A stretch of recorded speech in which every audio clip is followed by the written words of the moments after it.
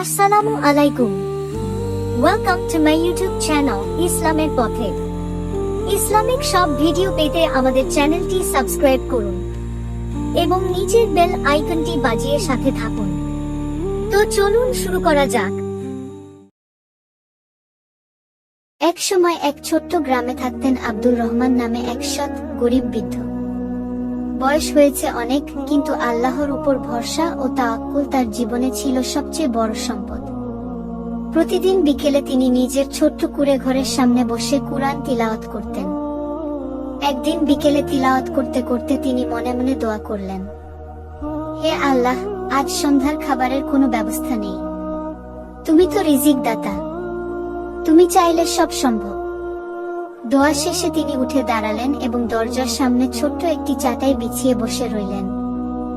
গ্রামে একটা কথাও প্রচলিত ছিল, যে আল্লাহর উপর ভরসা করে আল্লাহ তার জন্য দরজা খুলে দেন।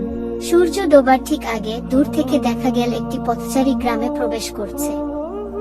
মানুষটি না ধনী না গরিব, সহজ সরল এক যাত্রী।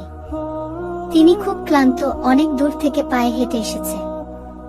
যাত্রীটি কাছে এসে সালাম দিল, আসসালামু আলাইকুম চাচা, একটু পানি পাওয়া যাবে? আব্দুর রহমান হাসি মুখে বললেন, ওয়ালাইকুমুসসালাম, অবশ্যই পাবেন।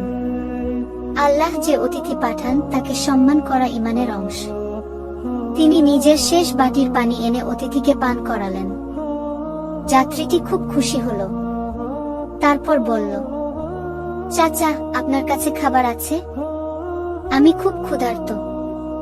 আব্দুর রহমানের মনে এক মুহূর্তের জন্য চিন্তা এলো। তার ঘরে তো খাবার নেই, কিন্তু তিনি ভাবলেন, অতিথি এসেছে, এটা আল্লাহর রহমত, আমি যা আছে তাই দেব। তিনি ঘরের ভিতর জ্বালামায় খেজুরের দুটি টুকরা পেলেন। সেটাই অতিথিকে সামনে রেখে বললেন, বেটা, এটা খুব কম, কিন্তু খারাপ মনে করো না। যাত্রীটি খেজুর খেয়ে চোখে পানি নিয়ে বলল, চাচা, আপনি আমাকে যে সেবা দিলেন আমি কখনো ভুলব না। তারপর যাত্রীটি নিজের ব্যাগ থেকে ছোট্ট একটি কাপড়ের থলে বের করল। সে বলল, আমি দূর দেশ থেকে এসেছি। পথে অনেকে আমার সাথে দুর্ব্যবহার করেছে, কিন্তু আপনি কিছু না থাকা সত্ত্বেও আমাকে খাবার দিলেন। এই থলেটা নিন, এটা আপনাকে উপহার। আব্দুর রহমান অবাক হয়ে থলেটা হাতে নিলেন।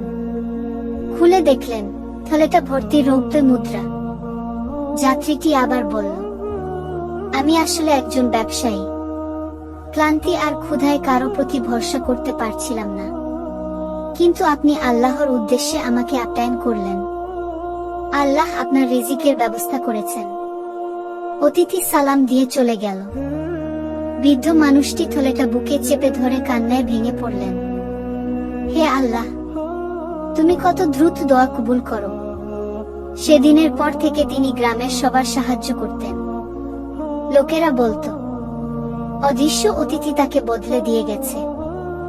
এভাবেই আল্লাহর ওপর তাওয়াক্কুল, দয়া আর অতিথি আপ্যায়ন মানুষকে দিয়ে অচিন্তনীয় বরকত নিয়ে আসে।